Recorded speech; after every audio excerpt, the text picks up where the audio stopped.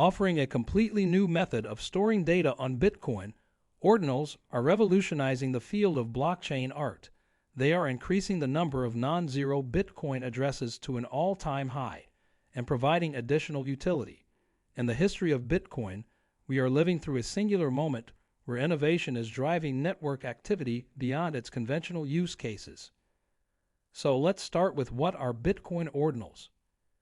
In January 2023, Bitcoin Ordinals were unveiled as a way to create Bitcoin NFTs by adding data to each individual Satoshi. NFTs were mostly created and utilized on blockchains such as Ethereum, Solana, and BNB chain until recently. This was altered when the Ordinals team realized that non-fungible tokens might be allowed to exist on the Bitcoin blockchain. History demonstrates how hard it is to modify any portion of the Bitcoin code. The decentralized network of nodes and developers' reluctance to jeopardize network security are the primary causes of this problem.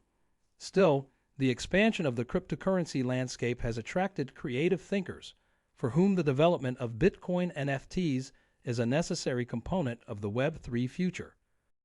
Ordinals has steadily expanded since its launch as more and more users contribute by uploading various kinds of content, including pictures, music, and videos. Okay, now let's examine how exactly do Bitcoin Ordinals work. A method for numbering satoshis, assigning a serial number to each, and tracking them across transactions is the Ordinals Protocol.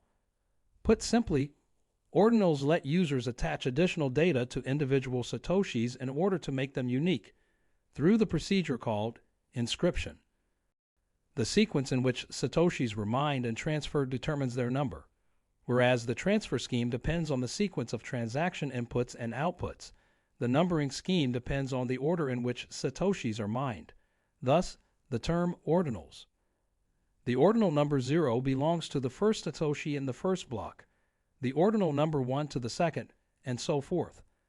These ordinal numbers serve as reliable identifiers for the data associated with sats, according to ordinal theory. There are some significant distinctions between ordinals and traditional NFTs, despite their similarities. Traditionally, NFTs have been created on modern blockchains using smart contracts. On the other hand, ordinals are directly linked onto individual satoshis before being incorporated into blocks on the Bitcoin blockchain. Ordinals don't need a side chain or separate token because they exist entirely on the blockchain. So that's the end of this video. Now if you have found the content helpful, don't forget to give a like and subscribe to our channel for more content like this.